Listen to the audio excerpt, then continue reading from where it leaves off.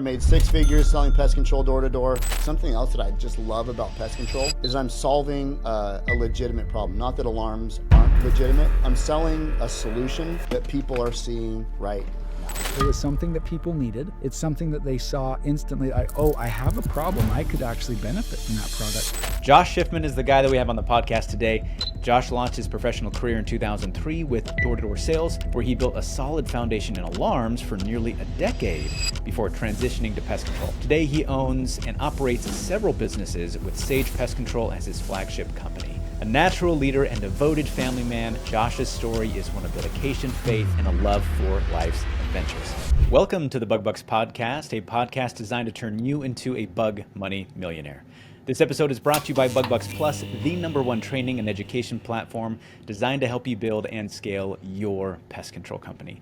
I'm your host, Eric Bassett, and in the Vancouver Bug Bux Plus studio, my co-host, Jay Claus. What's up, dude? What's up, Eric? What's up, my bug buxers? All right, man. So the guest that we have today, I'm super excited about. We've had a long history of kind of collaboration and conversations. Yeah. He's a bro. He's a friend. Yes, Yeah. most definitely. I didn't tell him this before we hit record. He sent me a hoodie. He sent me this like whole gift package, which was awesome, by the way. What? But I have a hoodie that he sent me, a branded hoodie, and I wore it to the gym this morning. I should have taken a selfie and sent it to him, but it's awesome, dude. I love it. Dude, where's my hoodie? Sorry. Oh, you're bringing it up. I know you're Yeah. bringing it up late. Okay, never mind. He's like, He I got knows, you. he He's like, I knows. got you, bro. I got you. So, before I know, I don't want to waste any time because we have a lot of information to cover here. So I'm going to kind of bring him on. We'll introduce him real quick. Before we do that, just want to remind everybody listening, the best way to receive new episodes is by subscribing to our show on your preferred podcast platform like Apple, YouTube, Audible, or Spotify. If you love the show, please leave us a rating and a review. Make sure to check out our Facebook group, Bug Bux Plus. That is BUGBUX Plus. We have the owners only group that has over 4,700 other pest control owners. 4,800. Oh, yeah. Yep. 48 now. Just hit 48. Yep. They're all waiting to connect with you and share their thoughts. We also have the Bug Bux Pest Pros group for non-owner team members designed to help them develop in their roles. Joining the groups is the best way to connect with us, share your feedback on our show, and have your questions highlighted and discussed here on the podcast. So make sure you find us on Facebook and join one of those groups. All right, man. This rap sheet is just going to bring me so much joy to go over. I was telling him before we hit record, like, I can't believe it took us so long to bring him on the podcast. Yeah. Without further ado, Josh Shifman. Josh Shifman is the guy that we have on the podcast today, and he is a proud Utah native and the youngest of 5, grew up in a loving and supportive home. His knack for sales was discovered early when he successfully sold his sister's chocolate bunnies for their high school softball fundraiser, a sign of things to come. Josh has been happily married for 22 years and is the proud father of 5 children who are the heartbeat of his life. A God-fearing follower of Christ, Josh's faith and family are his guiding principles. Josh launched his professional career in 2003 with door-to-door sales, where he built a solid foundation in alarms for nearly a decade before transitioning to pest control. Today, he owns and operates several businesses with Sage Pest Control as his flagship company. When he's not leading his business, Josh can be found cheering or coaching his kids in sports, behind a boat surfing, carving up ski slopes in the winter, or enjoying warm, relaxing vacations with his wife. Over the years, he's volunteered as a coach for youth baseball, football, and basketball, earning the Volunteer of the Year award for over 15 years of service. Josh's unique accomplishments include in holding a remarkable 28-year streak of avoiding carbonation and serving as a master of ceremonies for a beauty pageant, showcasing his ability to blend professionalism with an engaging and fun personality. A natural leader and devoted family man, Josh's story is one of dedication, faith, and a love for life's adventures. Wow, Josh, my guy. What an intro. What an intro. Thank you. Yeah, you bet, man. It's like poetry right there. It is. It's poetry in motion. Wait a minute. So 28 years, no carbonation. 28 years, no carbonation. My high school basketball coach had challenged us all to go 1 year with no carbonation. And after the year was done, I was like, I'm going to keep going. Dude. And I I got married. My wife had never seen me drink soda.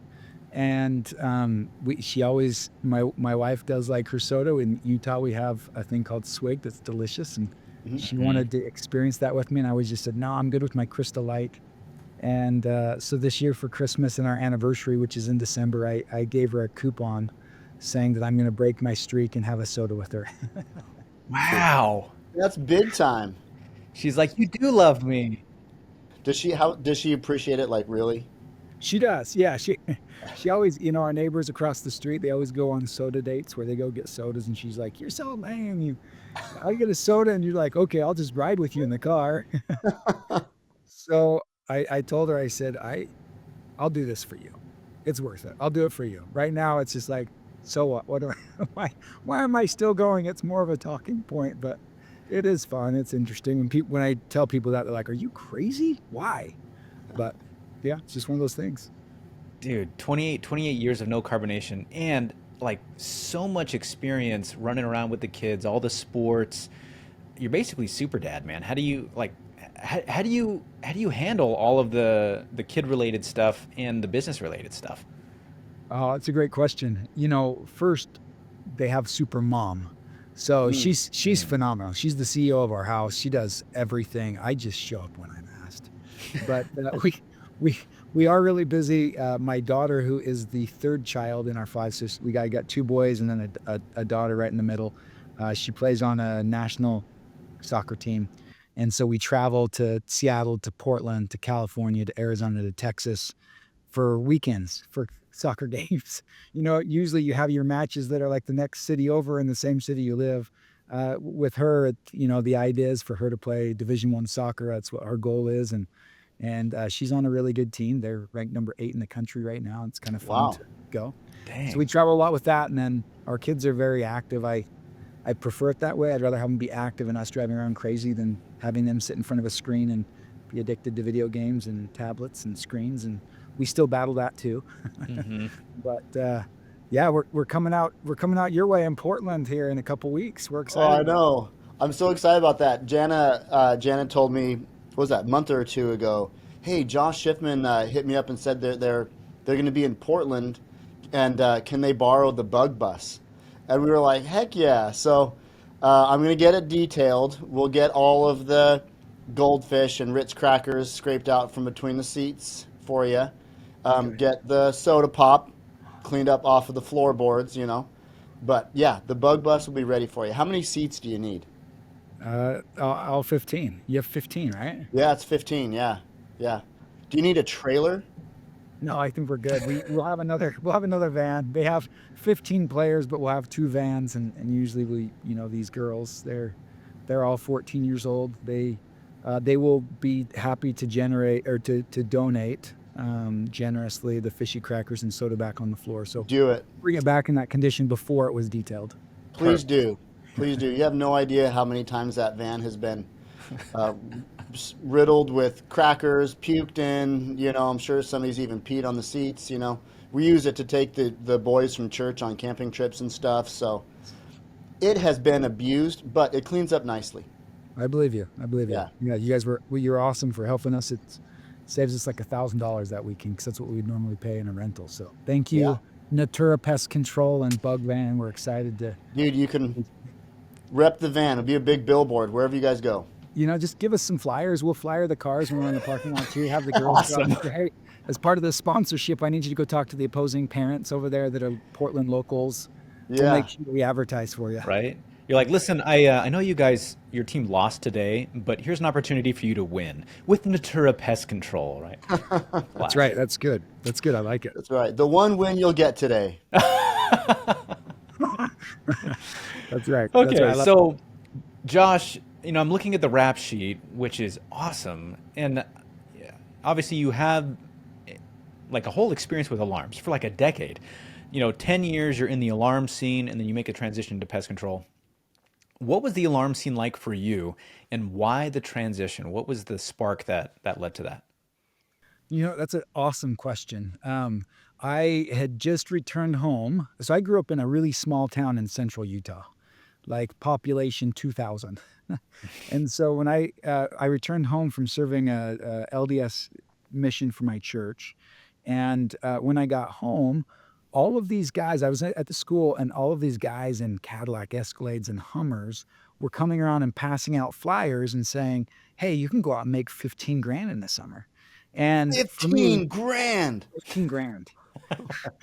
For me, the most I'd ever made in the summer before was like $4,000, and I broke my back for the Division of Wildlife Resources with a shovel, installing fences up in the mountains, cutting down trees. I mean, it was back-breaking work.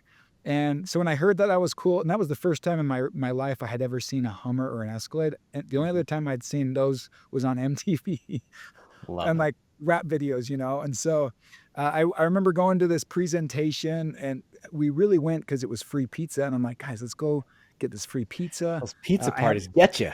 Some guy told me he'd pay me $100 if I bought 5 people, and I brought 10. And so it was exciting because I'm like, I made $100. I even got to drive his Escalade like down our main street and wave at everybody that knew me.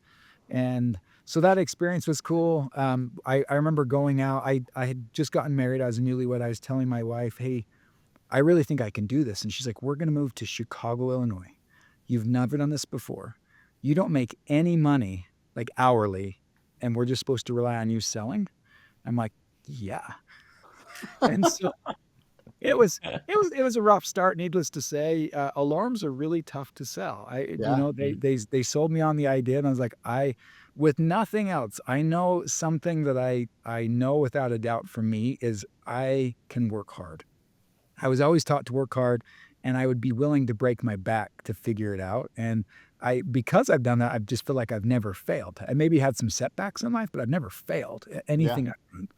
And anyways, we went out. I had a rough start. I felt like I was frustrated because my friends and everybody that I brought out or came out with were outperforming me. And I'm like, man, I'm better or more athletic or more talented than all of you guys, but I'm not selling anything. And really, I mean, it got down to really believing in what I was doing. And I needed to adjust the way that I was communicating with people. Because for me, I just felt like the approach wasn't quite transparent and wasn't quite delivered with honesty. Right. And so to me, I didn't believe in it. And I think that showed. Now that I know what I know, it showed in my body language. It showed in my messaging that I didn't believe in what I was doing. Even though it was a good product, I changed that around, and all of a sudden I started making connections, and I ended up being the #1 first-year rep in my office. Oh, yeah. I thought I was special at the time, but they invited lots of people to come back and be managers because they just needed to recruit people. I'm like, oh, wow. Thanks, guys. Yeah. But they asked me to come back and be a manager. That's kind of history. I grew there and had a great experience doing alarms. And then with door to door, there is a shelf life. And for me, I had reached my shelf life. That came after I had 3 kids, and my kids that last summer like, Dad, do we have to move again? I want to stay home and play with my friends. And that kind of pricked my heart a little bit, and just thought it's time for me to kind of move on. And I met my now business partner who had moved into my neighborhood. He and I became best friends. He said, hey, I'm going to be starting a pest control company. Are you interested? And my response was absolutely not. Pest control's for guys that can't sell alarms. Yep. That's the small dog game, right? If you want to be a big dog, you got to sell alarms. Yeah, I mean, I've heard that before. Man, you come and sell alarms. That was the mentality that I had. But I had, when I connected those two, I just thought door-to-door sales, I'm done with that. But the more and more I got to know Brandon and being removed from the doors, I recognized very quickly that in life, it's not necessarily what you do, but it's who you do it with that makes such an impact, a positive impact in your life. And for me, he's a brilliant businessman. He's positive. He has a big vision. And for me, I love that. And so I recognized that. And that summer I was working on another project where I needed to pause for a couple of months. It was a software thing, and I didn't have anything to do for a couple of months. So I told Brandon, I'm like, hey, do you want me to come sell pest control for you? I'm not training anybody. I'm not driving anybody out. I bought a little Vespa scooter so I would drive to and from my area. So I didn't have like, I don't have any seats in my car. That was my excuse. And I remember being out there on the doors like, this is so easy. This is amazing. Oh, yeah. And like I loved it. And it was such a positive interaction. It was something that people needed. It's something that they saw instantly. I have a problem. I could actually benefit from that product. And it wasn't a really big long-term contract. It's something that was expensive that required them to have, a full-on discussion with their spouse or really need to think it through. And so I had a ton of fun. And all of the guys that had worked with us that summer early on, they all stayed and did really well. And I'm like, well, that's new. Usually half of my office or more than half quit, go home early. And, then you have to rinse and repeat. And it's hard to recruit guys to come back. Like, don't go out there. That sucked. It's hard, right? Whereas pest control, it was a little bit different. We had a blast. And so at that point, I had sold for my business partner before I even became his business partner.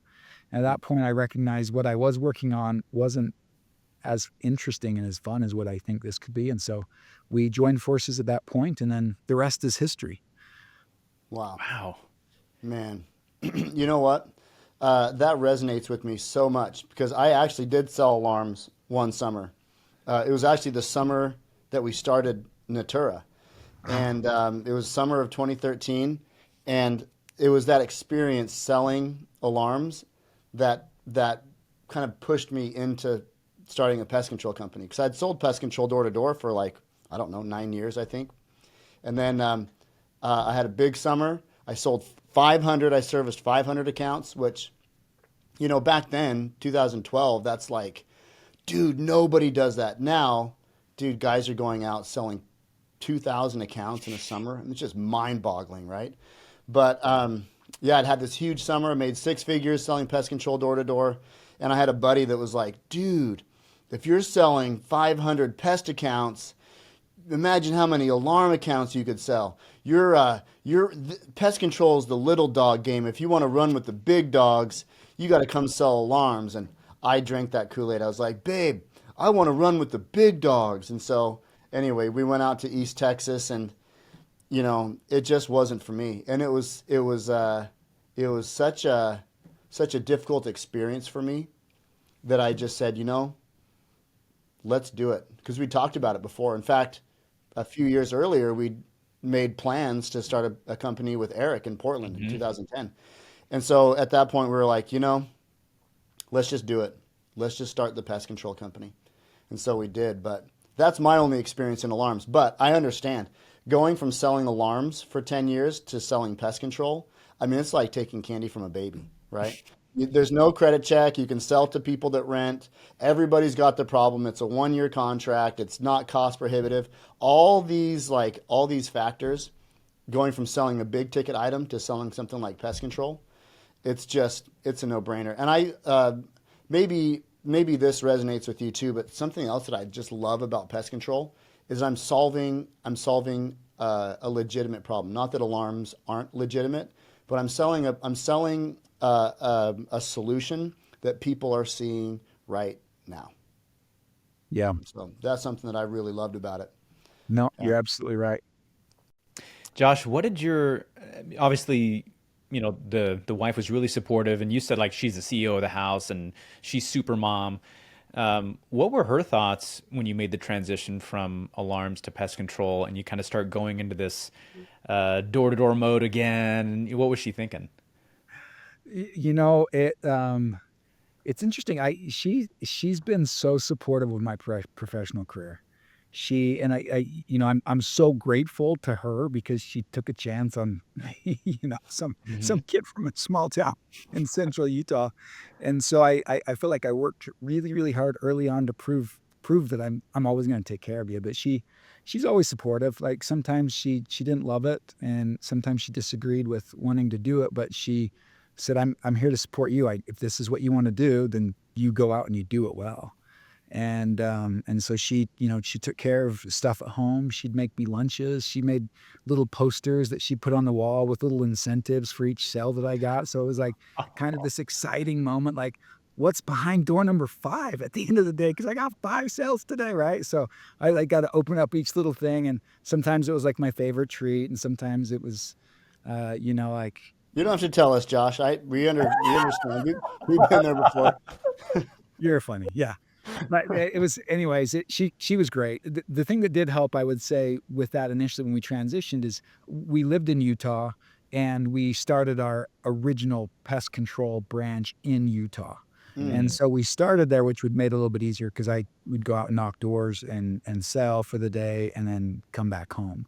Or we'd go into our office, which was here in Utah, and I'd come back home. And so that made it a little bit easier. When we expanded into North Carolina, that was difficult in itself because there was things in our personal lives that I took a big responsibility on in that year. And my business partner and I decided we were going to be 2 weeks on, 2 weeks off each.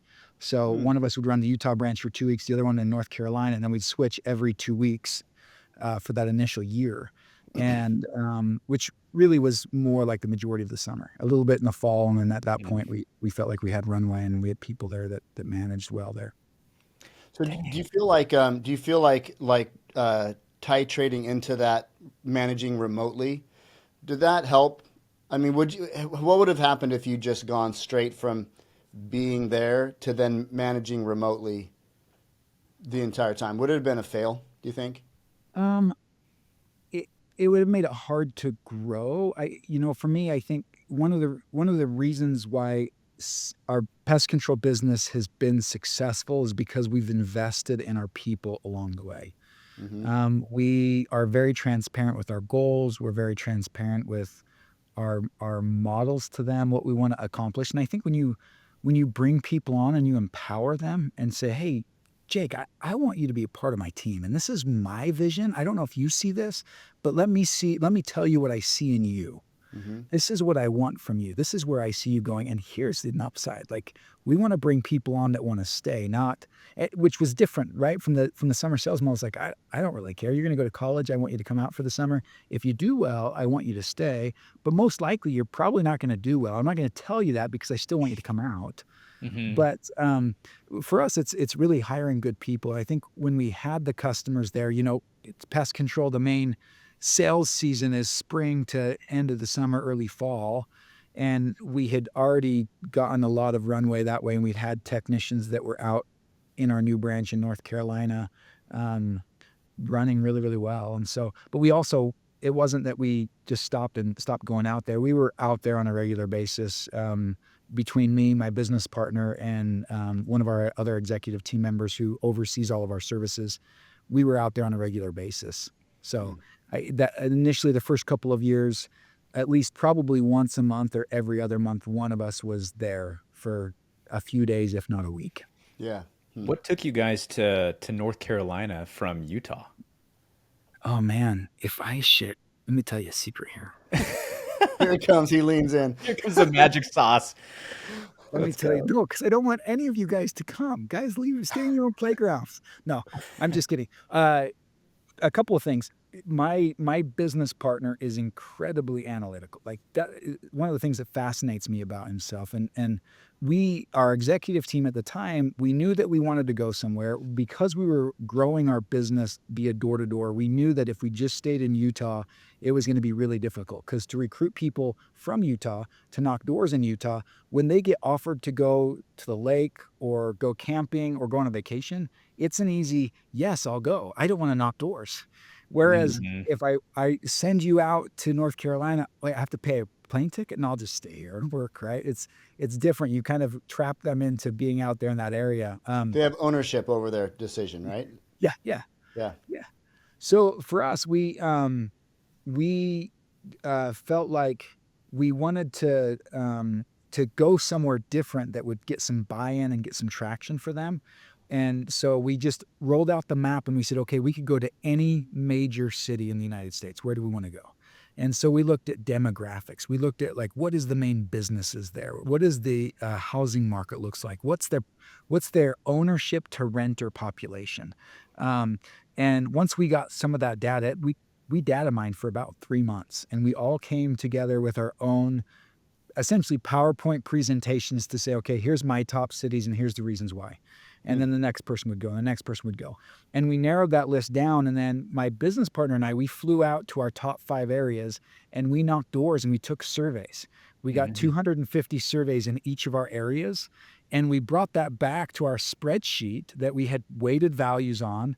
And then we put that in. The surveys that we asked is, do you have door-to-door guys that come here? How often do they come by? What are they selling? What do you have pest control services? If you do, what's the price range? What does the service entail?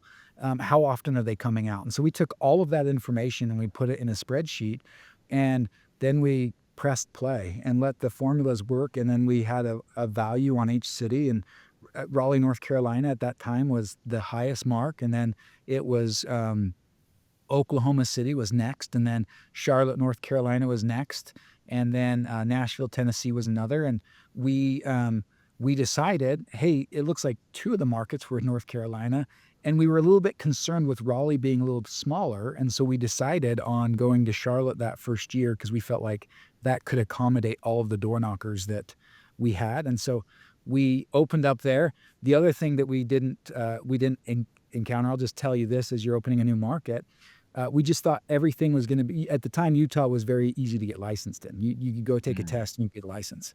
And we didn't realize there's other markets that you have to do due diligence. You have to study. You have to take a really hard exam or several exams. And it's not like you can just walk into a building and take the exam any given day, Monday through Friday, 9 to 5.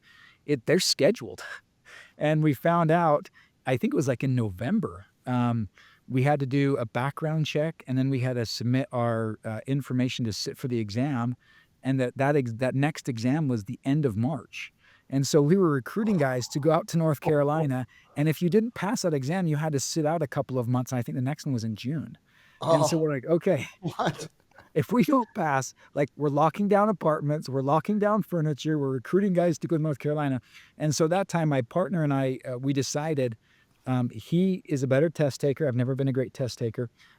He was going to take the test. He was going to study full time, and I was going to continue recruiting and training and doing all that stuff to get us prepared for the summer. And so that's what we did. We had one shot. I think you had to get a 75 as a passing score to get your license, and he scored a 76. And so we barely got it, but Oh my we got it, gosh. and it was great. And when he showed me like what he had to do to study in the books that like could come from possible questions, it was like, really? I'm Yeah. glad that we elected you to take this exam, because I think I probably would have gotten like a 5 or a 10. Dude, by the skin of your teeth, even with all the due diligence. That's right. Wow. Yeah. Also, when you talk about spreadsheets and getting the analytics and the demographics, you're scratching so many itches. I bet with you, yeah. So nice. That's for Eric. For me, I'm like, whoa, that's so much work. You know what's so funny is that we're recording this episode. It's what's today? I can't see my watch. 23rd January. It's January 23rd. The episode that just dropped today was our episode with Ben Riches. And so Ben Riches' story is the complete exact opposite. They started in Kentucky, and they didn't even have a house locked down. They just basically threw a dart at the map and said, "Well, Kentucky looks good," and then they're driving out there. And so it is so cool to see that there are so many ways to start a pest control company, and there's no right way, there's no wrong way. I mean, obviously there's a more tactician kind of approach, right? But dude, I just love hearing all of the work and the planning and the thought and the care that you put into your into your company. Do you feel like you regret not going to any other markets, or do you feel like you really landed in the right one? For us, it was perfect. We kind of a founding principle in my opener, like we really do. We have incredible consultants, I would say. We gather all the information, we talk to our spouses, and then we send it upstairs to the master consultant, and he kind of directs us. And Yeah. for us, I feel like it wasn't licking our fingers in the air. Like we really felt impressed to be there, and we knew why afterwards, even though it felt really weird or maybe nerve-wracking. Like, and you have all, like, it's not like we were without those doubt questions. Both he and I had a long stint of successful careers, and it's not that we were like, oh man, we could fail. Like, what are we going to tell our wives and our families after we've unleashed all of our savings account on this new adventure in North Carolina. Why did we choose North Carolina in the first place? All of those things were crossing our minds. But when we got there and we sold the first customer, it's like, this is the place. That's This is just the like a place we're gonna pressure be. relief, isn't it? Yeah. And Yeah. it's like how well our teams did. And it was just cool to see so many cool little business miracles that happened along the way for us that kind of paved that road. And it was all the way back from when we started doing research, like where do we go? Like, why did these stand out to us? Why were we guided there? And now being there for, over a decade, it's cool to be a part of the community and see so many awesome experiences that our employees have had, our customers have had, and being a part and a witness of all of it. It's been awesome. Wow. We're going to take a quick moment to highlight one of the premier sponsors of the Bug Bux Plus platform. Are you running a pest control business and worried about missing sales opportunities? Let's talk about Same Day AI, the game-changing virtual sales agent designed specifically for the pest control industry.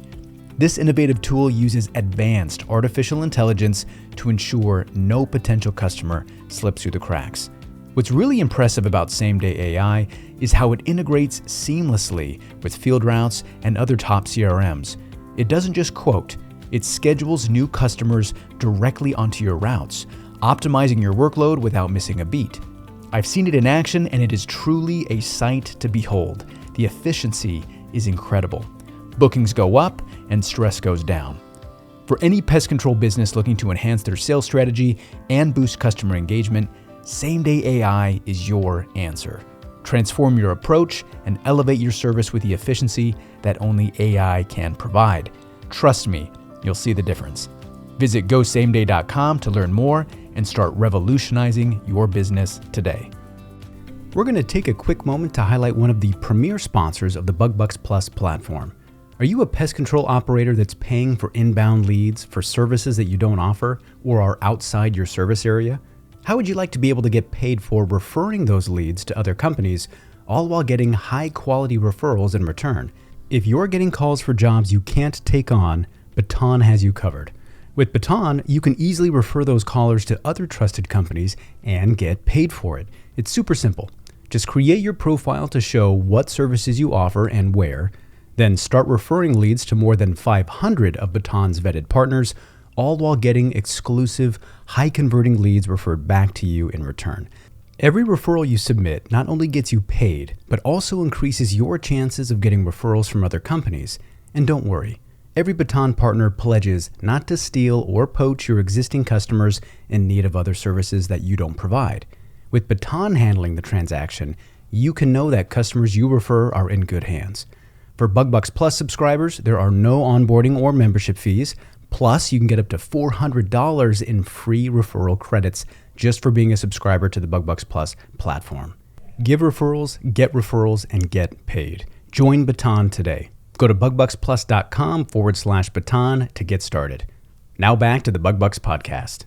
That's such an amazing perspective, and I think it's important to note here that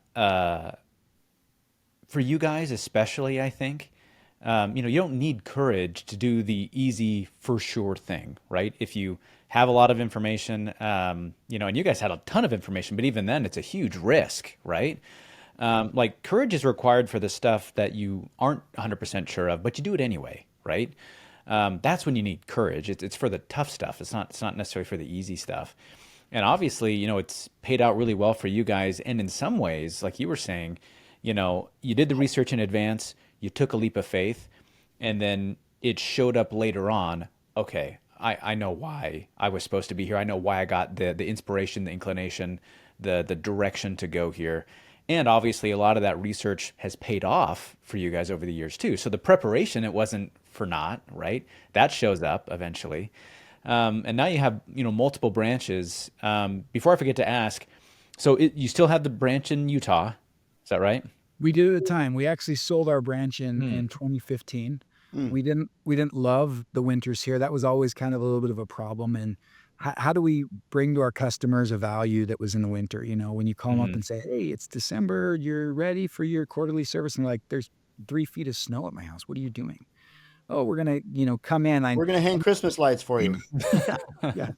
So that was a little bit of a problem. We didn't love it. We also didn't love the idea. We used to like give our technicians December, January, and February off entirely. We'd still keep them on Wow. payroll. Hey, go enjoy the ski season. We'll see you back in March, right? But then there was a cost to that. Like when they'd come back into work, like they weren't as quick. We had to get them back going to that speed, and it was just kind of a weird. And we just didn't feel like it was a good fit for us at the time, and so we thought we need to sell this business. So in 2015, we sold that business, and then we opened up our second branch in North Carolina, and then we just only existed in North Carolina. So, so you live in Utah. Your branches are in North Carolina. How often do you see your teams, and how do you manage those branches remotely? Great question. In fact, a lot of people will ask me that. And for us, I think that we've got such good groundwork and foundation. Like I mentioned earlier, for us, the investment that we've had in people has been so important to our culture, to our company. And so we have leaders there that we love and we trust. They've been with us for a really long time. In fact, I think most of them were celebrating almost a decade with them. Really? Uh-huh. And Wow. we picked them while they were young and formed them. One of them had been working with another pest control company. He actually lived in our apartment complex, and we used to always make fun of his yellow truck as we were going out to knock doors. And we finally found out his wife at the time was the apartment complex manager. Hmm. And I would go into her and I was like, hey, your husband is working for the wrong company. We need him to come work for us. And she'd laugh about it. She's like, oh no, they all know about you guys. And then we finally had the conversation and brought him over, and the rest has been history. He's been with us since. Wow. We go out there as often as we need to, but technology has made a big impact. I never believed that you could manage remotely very well, but COVID showed us something different, right? COVID Yeah. was a whole nother hard for all of us businesses. Like we just didn't know. We've never seen anything like this. We didn't know how to respond. We didn't know what we could do and what we couldn't do. We had to keep distance. That was just a weird thing for everybody. Like, hey, I'm going to set your product out here. I'm going to go back in my office. You're going to drive in and pick up your, for the technicians and the branch managers, and then our office staff, they all work from home. But we found out that it actually worked. And so being out there as often as we need to, for us, and as far as the sales, we actually dissolved our door-to-door program in 2019.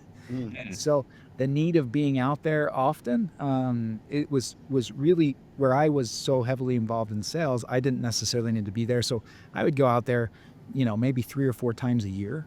But we communicated often with our teams, whether that was through text message or phone calls, or whether that's through meetings like this. I think something that's really, really important when you invest in people, and this is what we found, is I want to make sure on a regular basis I thank them for all of their efforts that they do. Even sometimes when I get agitated, I'm like, oh my gosh, that was so stupid. Why did you do that? I don't say those things because I feel like when you focus on a lot of the negative stuff, they're going to continue to make mistakes. They're going to continue to do negative things. But if I can find out, they know when they make a mistake. They know, because they usually will apologize. But if I can find things that they're doing well, or things that I am grateful for them, it changes that dynamic. They have more buy-in, and then they want to be here. And so for us, we've just found really good people. And then we also have kind of figured out a way when to say goodbye to people. Sometimes there's Yeah. people that are cancers, and we look into them as owners and we think, I can't let these guys go. I've got a full route. These guys are trained technicians. I'll just take the crap that they bring me and deal with it. And to me, that's a bad way to manage. Like, it is going into the dark and be like, okay, maybe I've got to take this new person that's never done pest control before.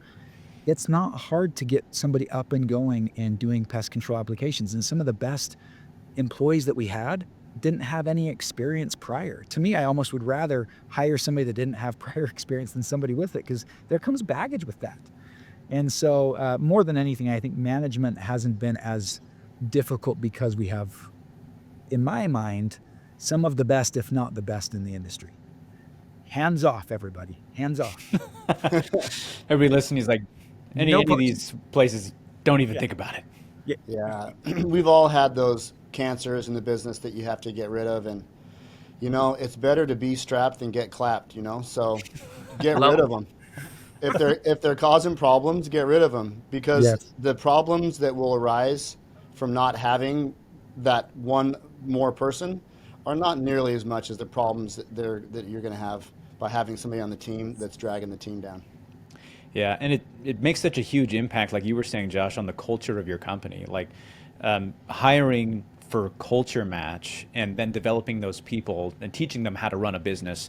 I mean, that's much better than, maybe finding somebody who has some business acumen but isn't the right culture fit. I mean, that's going to create the cancer in your business that you're obviously trying to avoid. And I wanted to ask you about maybe the cadence of your meetings. You own a pest control company, you live in a completely different state. I'm in a similar situation that you're in, right? And I've kind of gone with different travel schedules over the years and different, meeting frequencies. What's your cadence for meetings, and what do your meetings look like? How do you have a conversation that you're delivering, quality of content over maybe quantity of content?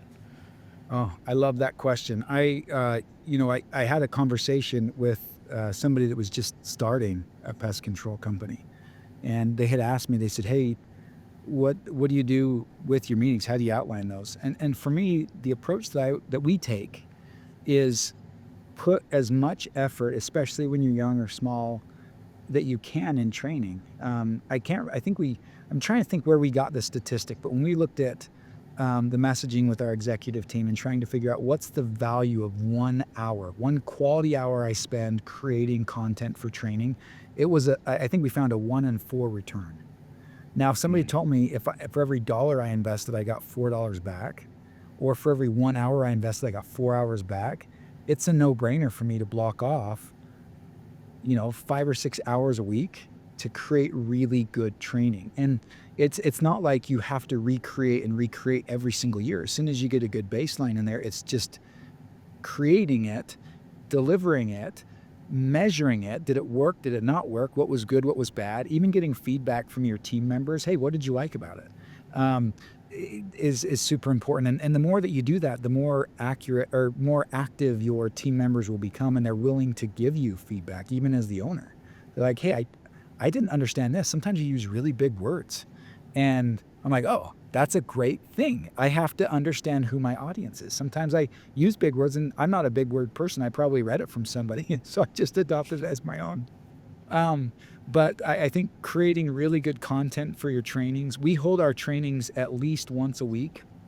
If we need to have trainings more frequently, we will. For sales and customer service, we have our trainings once a week, and then we have a one-on-one with every single person every single week, a short one-on-one. If there's additional training that needs to be happening, if we're listening to phone calls and we feel like, hey, there's maybe some supplemental training that would be helpful, usually we've had some of that recorded, and so we'll send it over to them to see how things have changed. And if not, we'll have some one-on-one stuff. But the cool thing about technology is every training that I do this way, I'll usually try to get on, like we use Google. That's what we use Gmail as our host, and we have the Google Suite, which gives us the Google Hangouts. I record every single one of those training meetings, and then I label it because it goes into my hard drive, and then you get a collection. Over a year, we've got so many recordings of trainings that are 5 minutes to 2 hours long. And so Wow. you can take that, and then you have the content, and then you just need to go back in and say, hey, go to minute number 13 and listen from 13 to 20 and see if that helps. And then let me know what that looks like from there. And so for us, we do that once a week. And then something that's been a ton of fun is the first Wednesday of every single month, we don't do any services. Our technicians come in for their monthly training. We have team building exercises. We also have every single person in the company logs into our company meeting. And so we get to see faces from everywhere across our branches. And we have employees that are all over the country, to be honest.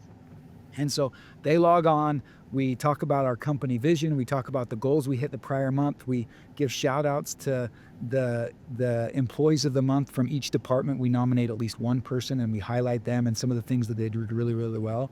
We have a new thing called the Hidden Hero, which I think bodes well into like our culture and what we're known for in the community. We just found out one of our technicians like really helped a lady that had a gas leak in her house. She didn't know what to do, and so she was like freaked out, and he stayed there and held her hand until he called the fire department, called the gas company, got him out there. He called the office and said, hey, can you let my appointments know? I'm gonna be a little bit late. I'm gonna stay here and help this lady while she's here. And he just stayed there and comforted her.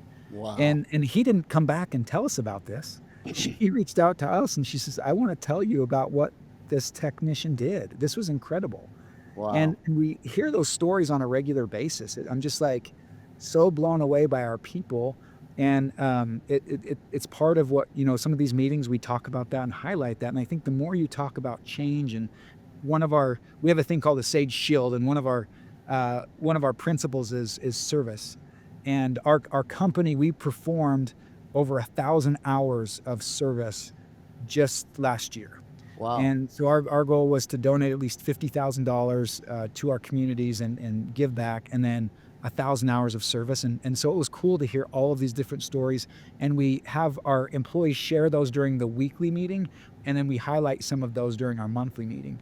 And what happened is all of a sudden people are like, oh man, Jake went out there and he did that service and he felt good. I want to feel good.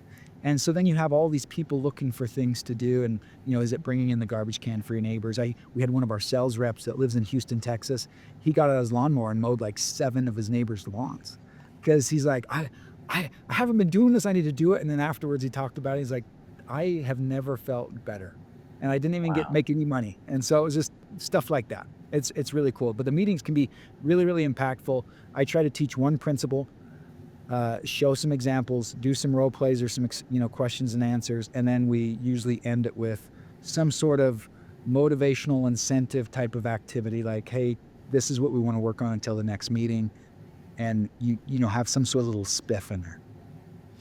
So let me go. That's amazing, and I want to go back just a little bit here. So you mentioned that you stopped doing door teams in 2019. Mm-hmm. What's been your growth strategy over the last 6 years? And is it working? And is it working as well as door teams? So I'll answer it very quickly with your last question. The answer is no. It's not working as well as door teams. I know. I was looking for that magic bullet. I'm gonna figure out what is the magic pixie dust that will sprinkle on the state of North Carolina that will choose us over everybody else. No, it hasn't. It does work. We have tried about everything as it relates into marketing. I think we're starting to refine some things where we're getting better results. Something that I feel like we've done really, really well is measure. Like we come up with like this hypothesis, right? Like, hey, I think this idea is going to work, and then we go out and we try it, and then we come back and say, did it work better or worse than what we were previously doing, and why? And what was our spend? We measure what our CAC is. Like we understand. We also want to look at what is the consumer's perspective, like how does it work? And so what we've done is we have a multiple touch system depending on what that looks like. And we've got a marketing genius that we just hired. She came on. 2 key pieces that we just added to our executive team this last year was a chief operating officer that is our in-house marketing person that works with our third-party marketing groups. That was a game changer for us, because outside of that was outside the realm of me and my business partner's expertise. And having somebody on our team that was explaining what was happening and also putting pressure on the marketing companies to say, hey, no, do it differently, right? Do it better. Really changed the quality of leads, or I should say contacts that came in.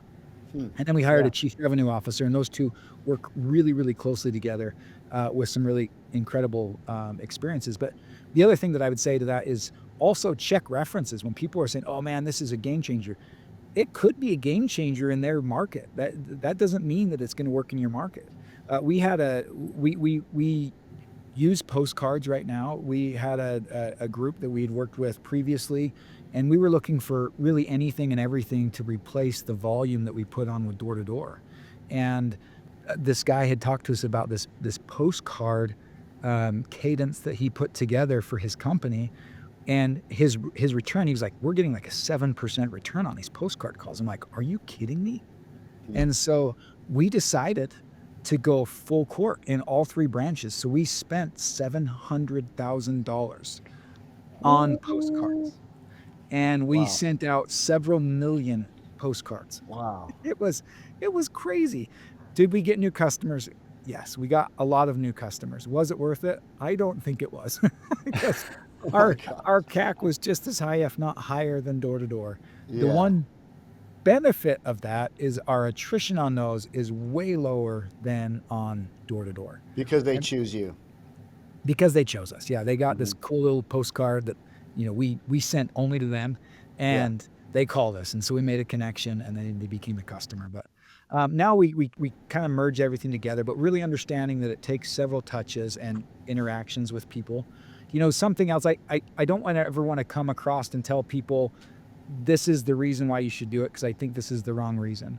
But even just focusing more on serving our communities, we put together a community event to help this girl, this sweet young little girl that is a girl of one of our customers. She had a lot of medical problems that she needed help with, and so we decided, as one of our Sage Give Back, Sage Serves concepts, we put together a end of year carnival for her. We paid for all the food trucks to come. We paid for these bounce houses. We paid for a live band. We paid for all of this. And then we blasted all of the neighborhoods through social media and said, hey, come, this is all free. We're paying for all the food, all the activities. Just come and participate and see what we're about. And what was cool is we raised a bunch of money for her cause to help this family with their medical expenses. But in the process, we had a lot of people that came that were not customers of ours. And that changed the way that they perceived us. And we signed up a lot of customers from that experience. That wasn't the reason why we did it, but they said on several occasions, these customers told us, my company doesn't do that. I want to have a company that is involved in the community and does this. This is incredible. And so those types of things, that for us, it wasn't necessarily, hey, let's do this service so that people know who we are. That's a different part of it. But there is some positive things that you could also say, wow, this is a really big game changer. Just get involved in your communities and seeing what are ways that we can give back. Are there churches that we can get involved with that need help? I mean, there's so many people that need help. Is there a park down the street in this neighborhood that we can go and we can just go clean up, like go mow the grass and weeds and pick up trash. And we can just organize ourselves as a group and say, hey, this Saturday or Sunday, we're going to go and we're going to clean this place up. It just needs some help. Give us some TLC, right? And not to say we're doing this because we're going to make money off of it. We're going to have a bunch of new customers, but just getting yourself out there and exposing your business to other people just makes them more aware of who you are. Wow. It's such an amazing topic to kind of dive into when it comes to service. Because we spend so much time on the Bug Bux podcast talking about building and scaling your pest control company and profitability and marketing and all these other things. When it comes to really making an impact on your community, obviously pest control plays a role there, but there's so much stuff that you can uncover. And, Simon Sinek, one of my favorite authors, lots of books that he's written that I've read and love to read, such a good author. And he said one principle, which was, you try to do business with people who believe what you believe in. Don't just try to do business with people who want to buy what you're selling, I love And that's kind of paraphrasing the quote. And what you guys did is you actually provided an opportunity for potential customers to connect with you on a completely different level, where you are connecting on a belief level, not just a transactional, I have bugs, you guys have a pest control company, let's cut a deal kind of level. And people want to do business with people that share belief systems and people who want to contribute to the same types of things. So when they see that you're doing this, and not that you're doing it from a customer acquisition standpoint, but you're doing it from a genuine place of, we want to make an impact on the community, we want to help somebody, other people come in and they're like, I got to support those guys. It doesn't matter who I used before. I want to do business with them because I believe what they believe in, which is so huge, dude. Such a big element that I think a lot of companies miss out on. Seriously. That community element, man alive. Like, that is such a big part of, and you know what? Eric's right. It's not about getting new customers.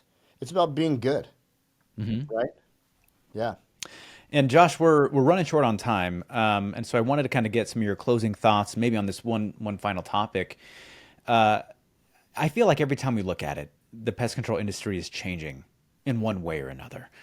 Whether it's marketing, whether it's labor, whether it's how we do meetings, and being virtual management and all these other things. In the next 5 years, what do you think the pest control company is going to do, and how do you think it's going to be different than what it is right now? Cool. Wow. I think there's gonna be a lot of change, to be honest.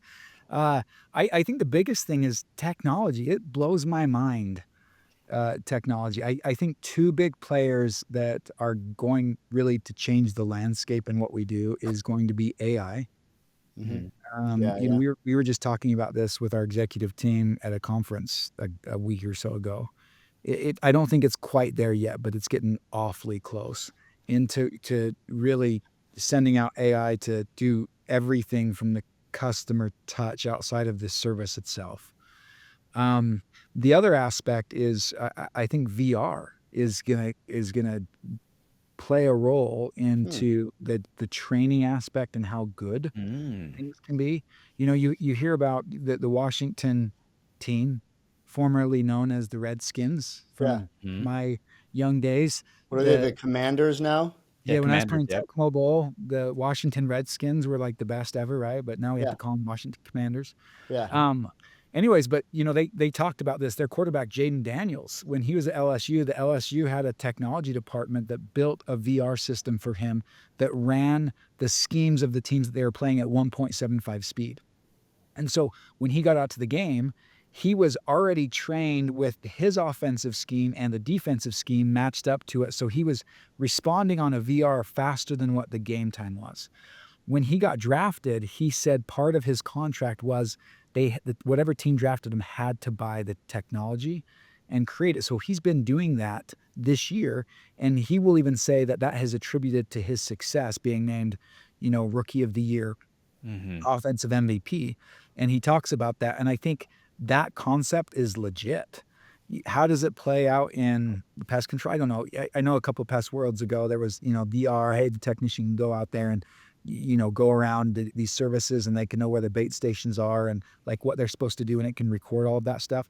I think it will make technicians quicker. I don't foresee technology like robots coming out in the Terminator treating, bugs, like zapping them. I don't see that in the next 5 years. But as far as, scheduling calls, sales, all of that stuff, I think AI will take over. And I think the training aspect, investing in that. I mean, can you imagine if you had AI create the training that was then on VR? So then you have these people come in, they have really, really good training, and you're in this old crappy warehouse that maybe we all operate in, right? But they're Hmm. in this house or houses that they've already done it. And so they're looking around and they're seeing all of these things that they need to be watching out for when they're inspecting, proper identification, and it's learning all that stuff. So when they go out in the field, do they have such goggles? And they're looking at it and they don't even have to identify anymore. They just look down on it. It's like, hey, here's it. Blah, blah, blah. Here's the products that you should use. This is what you used last time. Like, I just think those types of things we'll see in the next 3, 4, 5 years. I would have never thought VR. That's actually pretty cool, huh? Yeah, I The feel like idea. we could have Yeah. done a whole other half a podcast episode on this because, when computers first came out, they're the size of rooms. They're huge, right? And then they, slowly started getting smaller and smaller and smaller. And, it's that whole idea of you have more computing power in a whatever model iPhone than they had when they went to the moon, right? And I'm thinking, okay, we have kind of eye protection that we wear in the field anyway sometimes. What's to say you're not going to have the technician in 2030 or 2035 who just throws on a pair of glasses and he sees notes from other technicians. He sees service notes. He goes out while he's looking around. The glasses are picking up, oh, this could be a potential entry point for rodent activity. Here's a conducive condition. He's seeing all these things going on, right? And like the technology is going to become smaller and smaller as we continue to go on. I think Josh is onto something, man. We should start investing in some Just our tech. thinking. New business idea, the three of us. Let's go. Let's do Yeah. this.